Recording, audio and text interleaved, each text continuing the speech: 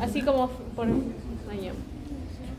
Muy bien, vamos ahora a fijarnos en lo que es las glándulas del aparato. ¿Qué dices? Cuando nosotros nos referimos a glándulas del aparato reproductivo, vamos a hablar básicamente de lo que es el intestino. Los componentes, las capas y todo eso lo van a ver ustedes en la parte teórica. Nosotros vamos a ver lo que son los diferentes conductos que van a dar lugar a todo el seguimiento desde la producción de espermatozoides hasta la parte eyaculatoria, ¿no?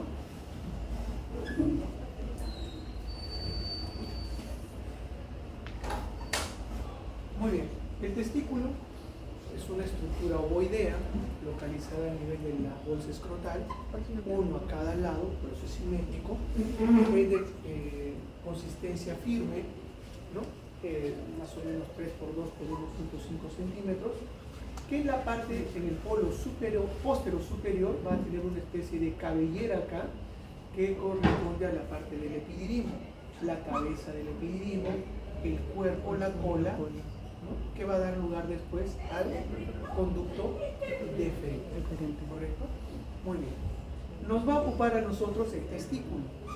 El testículo, además de las túnicas que tiene que lo revisten, la túnica vaginal y la túnica albuginea, es esta túnica albuginea conformada por tejido conectivo que va a formar una especie de trabéculas que se van a adentrar en el parénquima del testículo y lo va a dividir en 250 lóbulos. Cada lóbulo va a estar conformado por 4 cordones espermáticos o túbulos, 4 túbulos seminíferos, ¿correcto? Estos túbulos seminíferos miden entre 30 a 70 centímetros, imagínense, más o menos hasta allí. Y todo esto está enrollado. Cada lobulillo está formado por 4 de estos túbulos seminíferos. Y tenemos 250 lobulillos. ¿Se imaginan? Son 1000 túbulos seminíferos que se encuentran en un solo testículo. Gran cantidad, ¿verdad? O sea, quiere decir que son finos. Cuestiones de micras. Pueden ser largos, 20, 30 centímetros, pero son recontra finitos. Por eso es que están, ¿no? Ahí, abreviaditos y todo lo demás, conformando el inicio de los conductos que van a transportar a los espermatozoides y las diversas sustancias que se van a producir. De hecho, los túbulos seminíferos son el inicio de estos conductos.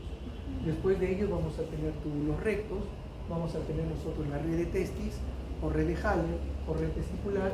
Después vamos a tener los ductos eferentes que van a conformar la cabeza del epididimo. Después se van a conformar el cuerpo y cola del epididimo, dando lugar después a lo que es el ducto o conducto deferente. Cada uno de estos segmentos tiene características propias que nos vamos a ir viendo a continuación. Esto es el testículo. Este parénquima testicular va a ser dividido en lobulillos a través de lo que es el tejido conectivo de la túnica albuginea, ¿verdad? Muy bien, lo va a separar y va a conformar los lobulillos,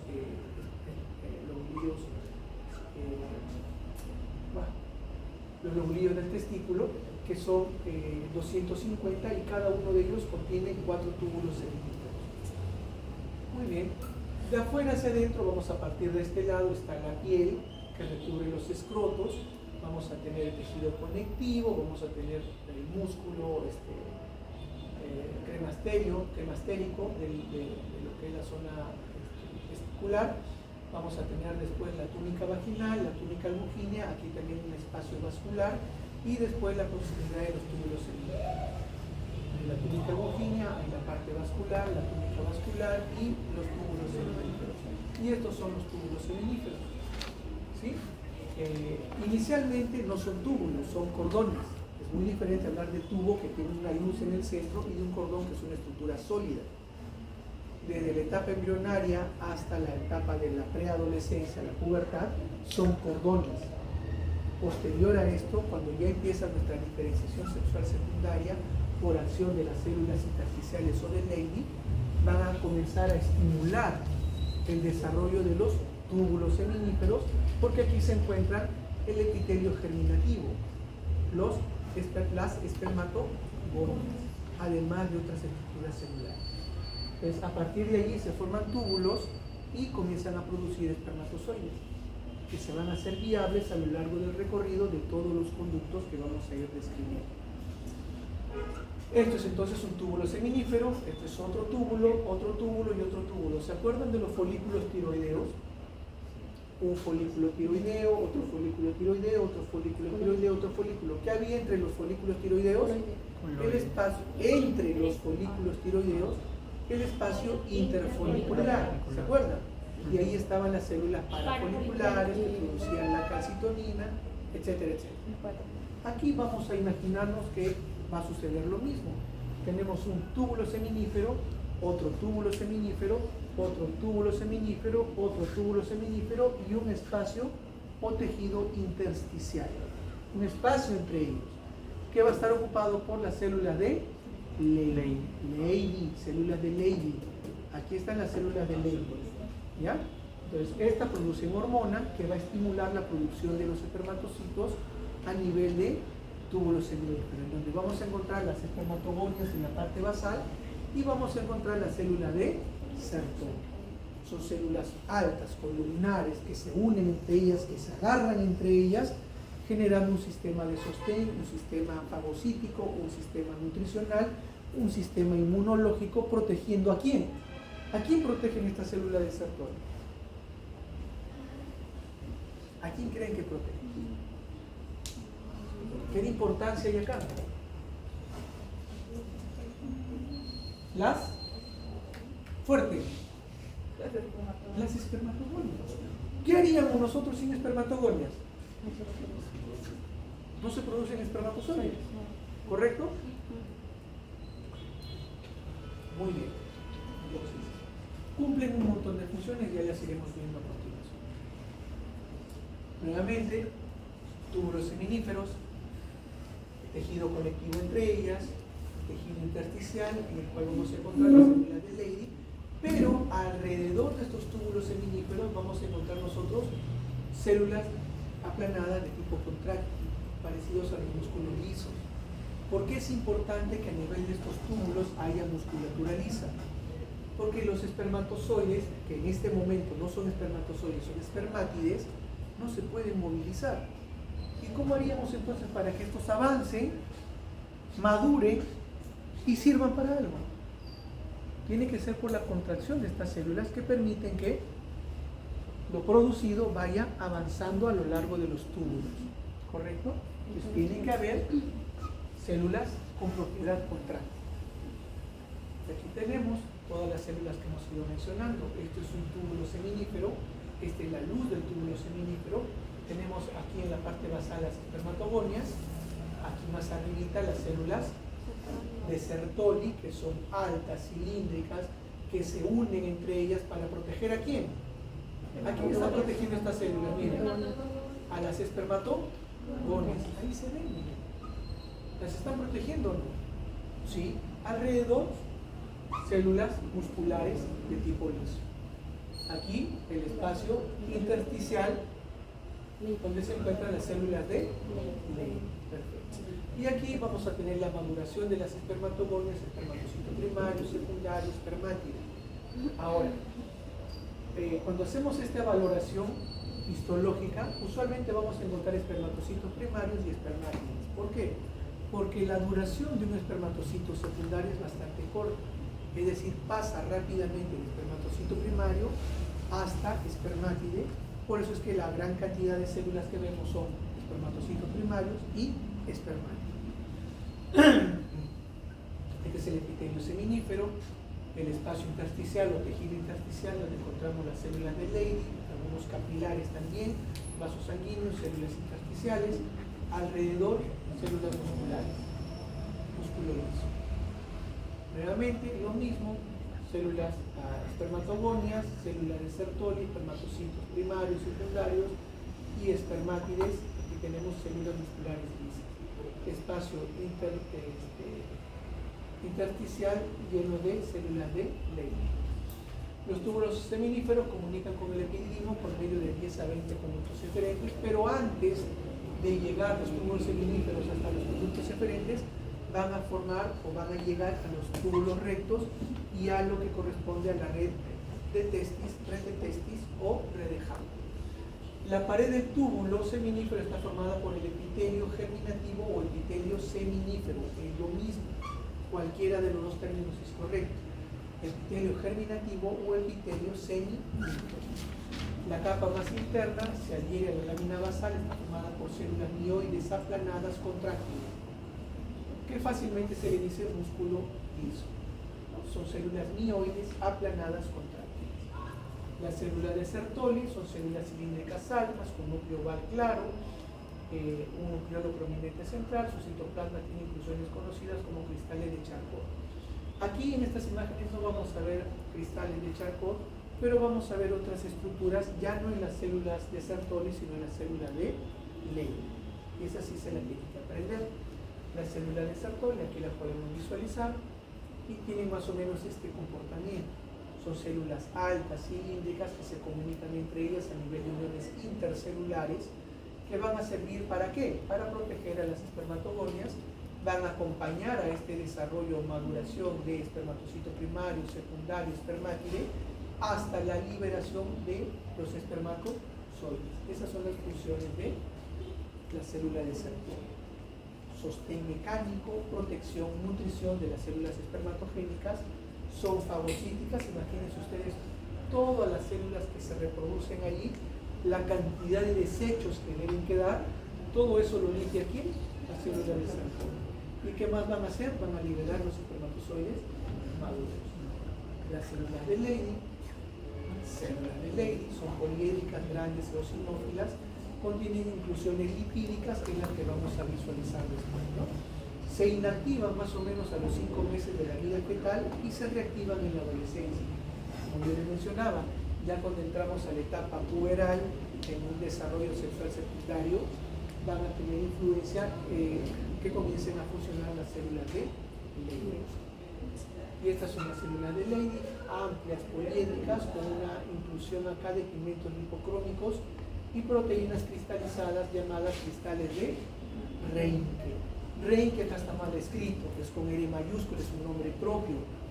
Acostúmbrense a escribir los nombres propios con mayúscula. Aquí es un error, disculpen ustedes. Y esto sí se lo tienen que aprender, ¿verdad? Cristales de Reinke. Y esto es todo el sistema de túbulos que hemos empezado a revisar. De los túbulos seminíferos se forman los tubos rectos, de ahí la red de Haller, los tubos eferentes que van a la cabeza del epididimo, después el propio epididimo hasta el conducto deferente. Eso es lo que vamos a ver.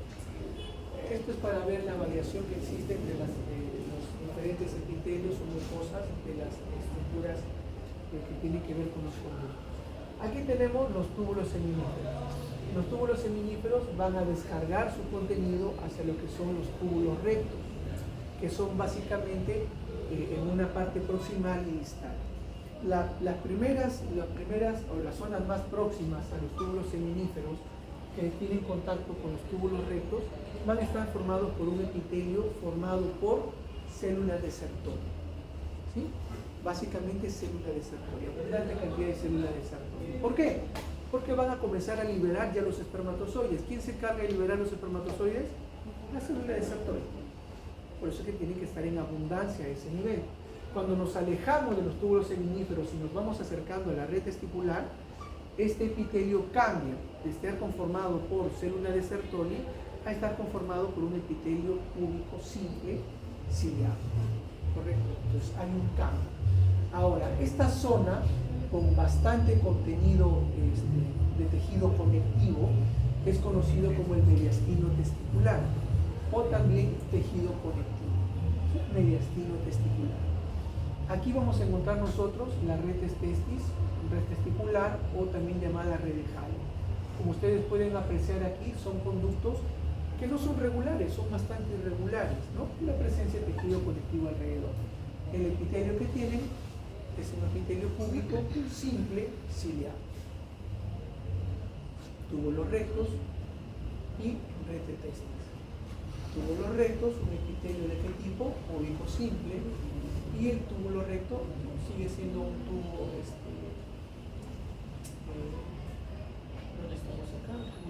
los que están más en contacto con el túbulo seminífero, acá tenemos, son células un poco altas, ¿verdad? ¿Son células de qué tipo? ¿De qué tipo? Las que están próximas al túbulo seminífero. Sertoli.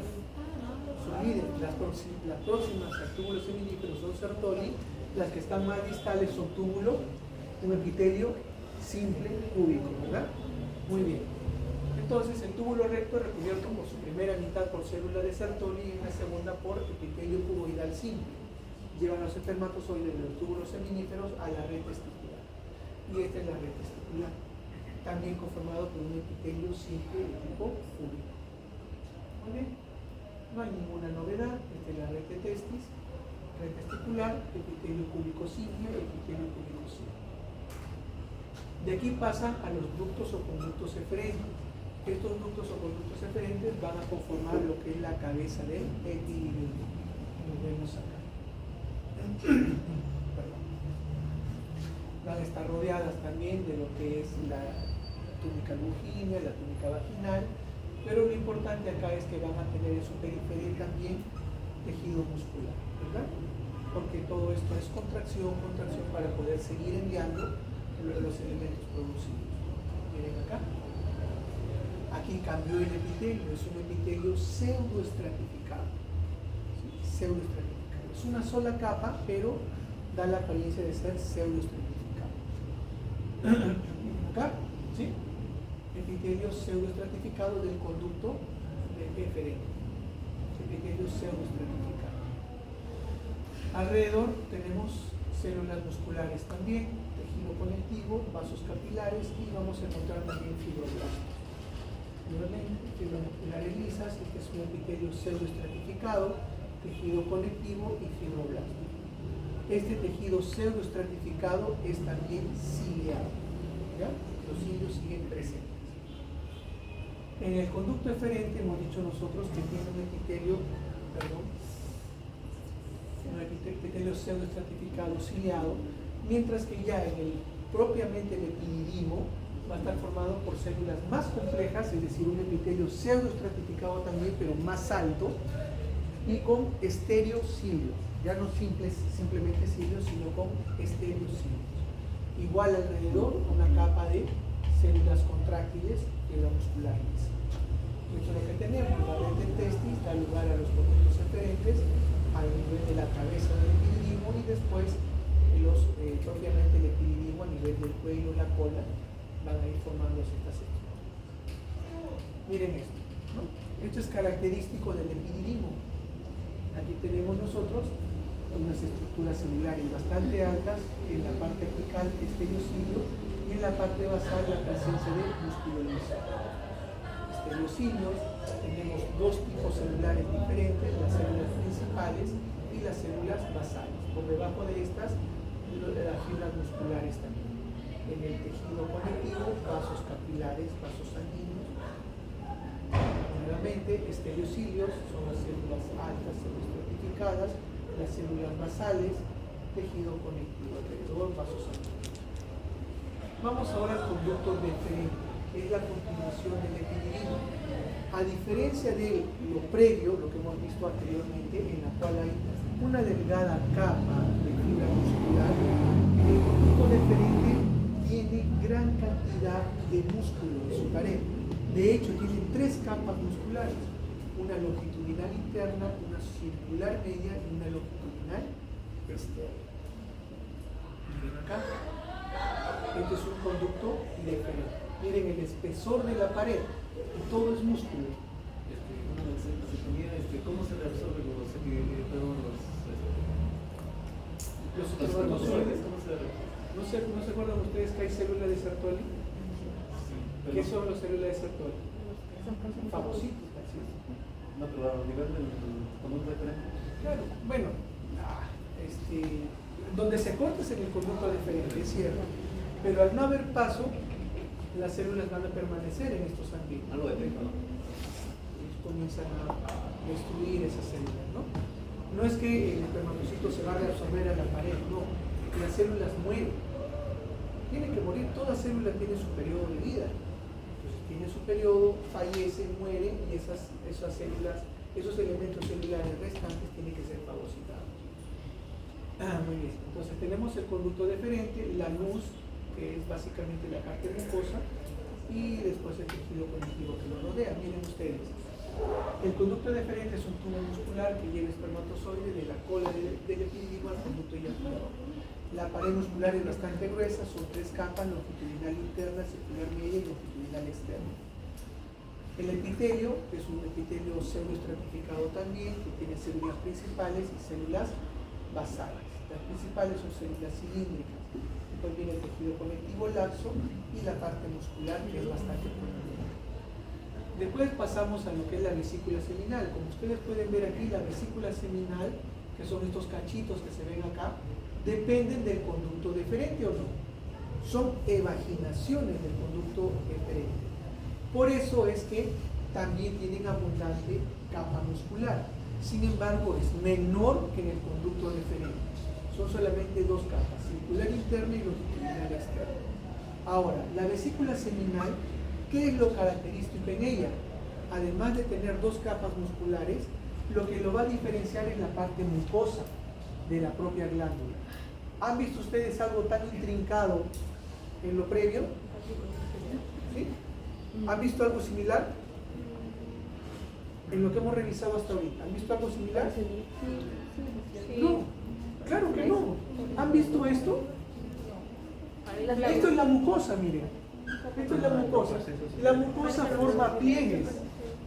Estos son los pliegues finos, primarios, secundarios y hasta terciarios. Esa estructura compleja no lo han visto hasta ahora. Entonces, esto es lo que diferencia a la vesícula seminal. No lo va a tener ninguna otra estructura. Porque usted dice, no, pero la capa muscular me puedo confundir con el conducto deferente. Mentira, porque el conducto deferente no tiene esta mucosa. El conducto deferente tiene solamente un epitelio pseudoestratificado, nada más. No tiene esta estructura compleja de pliegues primarios, secundarios y terciarios. ¿Lo van a confundir? ¿Lo pueden confundir? No, porque no hay otra estructura similar. Ustedes ven esto y van a decir, es vesícula seminal, no tienen otra alternativa. Solamente grábense esta imagen.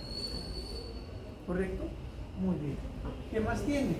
Su epitelio es un epitelio cilíndrico pseudoestratificado, tiene lámina propia, tiene 2 capas musculares, circular interna, longitudinal externa y tejido conectivo.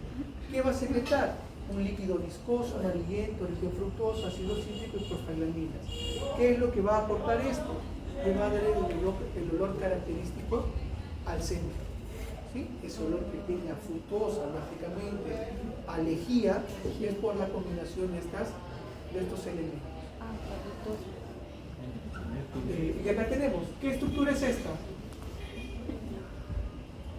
¿Qué estructura es esta? Vesícula seminal. ¿Tienen otra alternativa?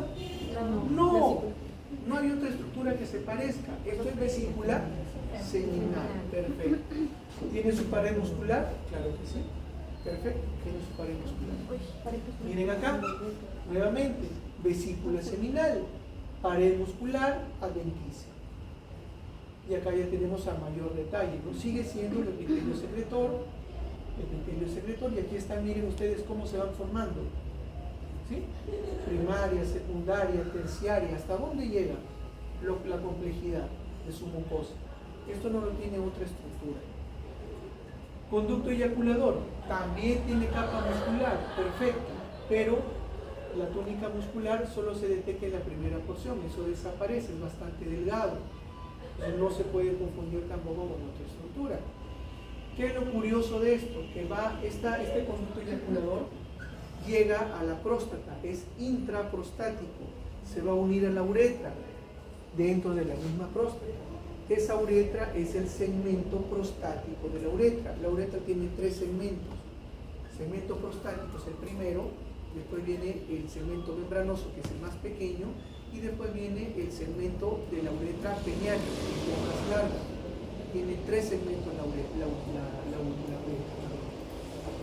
Y esto es básicamente lo que es el estroma de la glándula prostática.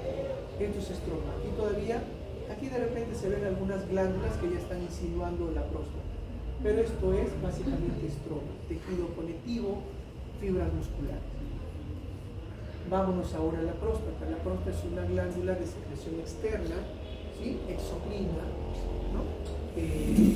Va a producir el jugo, la secreción prostática, y va a estar conformado por un parénquima glandular, ¿sí? Un parénquima glandular y un estroma. El estroma es tejido conectivo, fibra muscular. Lo importante es la parte glandular, el parénquima glandular. Y lo vamos a ver acá. ¿Parecen cortes de cerebro o no? ¿Sí? Cada una de estas estructuras parecen cortes de cerebro o no. ¿Sí? Acuérdense de eso entonces. Veo pedacitos de cerebro, estoy viendo glándulas prostáticas. ¿Qué tipo de glándula? Túbulo alveolar compuesta, rodeada por cápsula de tejido conectivo. Todo esto es tejido conectivo, ¿sí? Todo esto rosado es tejido conectivo. La glándula son estos pedazos de cerebrito. La mucosa que se ve plegada ahí forman pseudopapilas, por eso es que parece un cerebrito. El epitelio es cilíndrico simple con células basales, y vamos a ver cuál es la importancia de las células basales. El intersticio con músculo liso, y se observan cuerpos amiláceos. ¿Cuáles son los cuerpos amiláceos? Que están dentro de la glándula.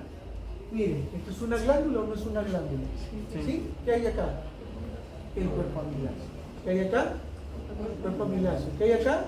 El cuerpo amiláceo. ¿Qué hay acá? Perfecto. ¿Listo? Muy bien. Vamos a ver ahora un cuerpo amiláceo. ¿Qué les recuerda? ¿A qué? Opúsculo de Meitel. ¿A los aros en cebolla o no? Sí. Aros de cebolla. Perfecto. Les dije, estas estructuras las van a ver ustedes en infinidad de órganos, de glándulas y todo lo demás, ¿verdad? ¿Por qué tiene esa conformación de aros de cebolla? ¿Están dónde? En la glándula, ¿correcto? Están dentro de la glándula. ¿Cómo se llama? Cuerpos amiláceos. Cuerpos amiláceos. El epitelio, un cilíndrico simple, no hay más que ver. Lo importante de esta glándula es la siguiente lámina: la presencia de células epiteliales basales. Miren estas de acá. Estas que están bien pintaditas, ¿verdad? ¿Sí se nota? Células epiteliales, células epiteliales, células epiteliales, células epiteliales basales. ¿Por qué es importante la presencia de estas células epiteliales basales? ¿Ustedes han escuchado del cáncer de próstata? Sí. En verdad es un adenocarcinoma de próstata porque es una glándula. Adeno es glándula, células glandulares. Es decir, estas células que están en el interior se tornan malignas y se forma el cáncer. Mientras estas células malignas estén dentro, estén contenidas por este epitelio celular basal, va a ser un carcinoma o un adenocarcinoma in situ, va a estar localizado. Pero estas células malignas atacan a las células basales y rompen esta unión, de manera que las células malignas pueden salir ¿hacia dónde? Al estroma, al tejido conectivo. ¿Qué hay en el tejido conectivo si esto es un epitelio? ¿Qué hay? ¿Qué hay debajo de todo epitelio? Tejido conectivo. ¿Por qué? Porque hay vasos sanguíneos, vasos linfáticos. ¿Qué pasa si una célula maligna alcanza un vaso sanguíneo? Se alcanza un vaso linfático. Metástasis. ¿Sí? Por eso la importancia de esta pequeña cantidad de células epiteliales basales. Ahí está la importancia. ¿Se lo tienen que aprender? Sí, lógico que se lo tienen que aprender. Muy bien. Glándulas bulboretrales o glándulas de Cooper, ¿no? Entonces, una leucemia, ¿por qué no hace metástasis? ¿Cómo? En una leucemia. Si todo lo que es, o sea, todo lo que es los elementos formes de los niños, o sea, todo lo que... Claro, las células, a ver, las células formes de la sangre, ¿en dónde están? En la sangre. Por ejemplo, la leucemia es un cáncer, o sea, cáncer es... Por eso. ¿Pero a qué ataca? a las células sanguíneas. ¿Sí? Es un problema de células sanguíneas. ¿Podría ser metástasis? No. ¿De dónde? ¿Cómo se mete eso? Son células sanguíneas. ¿En dónde vive la célula sanguínea? En el sangre. Que te traiga complicaciones, sí, pero el problema es sanguíneo. El problema es sanguíneo. No es como estas células son de tejidos, de órganos. Entonces sí, estas células se pueden desprender y viajar a través de los vasos sanguíneos y depositarse en otros órganos. Pero las células que están implicadas en la sangre ya no tienen a dónde ir. Porque esa célula, ese eritrocito, por ejemplo, me voy al tejido hepático. ¿Qué hago en el tejido hepático? No puedo saber. Muy bien. Glándulas bulboretrales o de Cooper están revestidas por un epitelio único, simple o cilíndrico. Van a producir una secreción cuyo, digamos, función es lubricar. ¿Sí? Van a producir una secreción un poquito espesa que va a generar la lubricación previa a la eyaculación. O sea, es decir, con toda erección van a comenzar a producir este tipo de sustancias para lubricar la uretra, ¿no? Y eso se da antes de la eyaculación. Creo que eso ayuda a la conducción de espermatozoides, ¿no? Claro, al lubricar las paredes internas van a hacer más fácil que se discurra todo lo que viene, ¿no? Todo en la eyaculación. Dos glándulas bulboretrales en la base del pene, es un líquido vistoso, resbaloso que lubrica el revestimiento de la uretra. Es la primera de las secreciones que se expulsan después de la erección del pene antes de la eyaculación. Son túbulos acinosas compuestas de aspecto mucosecretor. El pene, también conocido como falo, es la parte externa, digamos, de nuestro aparato reproductor. Tiene como función el coito, transportar el esperma, desechar la orina, y externamente está formado por un epitelio plano estratificado no queratinizado. Esta es la estructura fundamental de lo que es el cuerpo del pene. Dos estructuras en la parte superior, laterales, los cuerpos cavernosos, y en la parte media e inferior el cuerpo esponjoso, en donde vamos a encontrar también la uretra peneal, el tercer segmento de la uretra. ¿En dónde va a estar? En el tejido, en el cuerpo esponjoso. Lo característico de esto es la forma de, va a tener la formación vascular, va a tener senos vasculares, cavidades vasculares que van a estar colapsadas hasta el momento en que se lleve a cabo una excitación. Esa excitación va a producir que estos senos vasculares se aperturen, sean llenados de contenido sanguíneo venoso y se cierren unas especies de válvulas. Entonces el contenido venoso no puede retornar. Y eso es lo que mantiene al cuerpo del pene erecto. ¿Sí? Eso es lo único que mantiene al cuerpo del pene erecto. La cantidad de sangre que se viene a nivel de los cuerpos cavernosos y cuerpos esponjosos. Cuerpos cavernosos a los costados y en la parte superior, en la parte inferior del cuerpo esponjoso, y van a estar separados por el septum. ¿Ya? Y acá tenemos la túnica albuginea que recubre a toda esta estructura. Después viene la fascia y después la piel en sí. Estos son las trabéculas y los senos cavernosos. Los senos son los espacios donde se van a llenar de sangre, pero que aquí aparecen colapsados, vacíos, porque el pene está en flacidez. ¿Sí? ¿Okay? Y esto es la uretra, básicamente. Miren acá, son espacios vasculares de tipo venoso. Aquí están las trabéculas, formadas por fibras musculares lisas, fibras de colágeno y fibroblastos, y acá tenemos los espacios, los senos venosos, ¿verdad? Además hay gran cantidad de filetes nerviosos. No nos olvidemos que el pene es una estructura ricamente inervada, ¿no? En especial la parte terminal, el glande, donde existe gran cantidad de presencia de terminaciones nerviosas. Por eso es una de las áreas más estimulantes de nuestro cuerpo, en el hombre. En el homólogo, practicando la homología a nivel de la mujer, ustedes saben que embriológicamente tenemos las mismas estructuras y por lo tanto compartimos estructuras anatómicas. El pene es el homólogo del clítoris en la mujer. Por eso el clítoris es una zona ricamente inervada, al igual que el pene. ¿Sí? Muy bien, entonces hay el estímulo nervioso, se amplían los espacios vasculares, los senos venosos, Los senos cavernosos se llenan de sangre paulatinamente y hacen que el cuerpo del pene se torne erecto y duro, ¿no?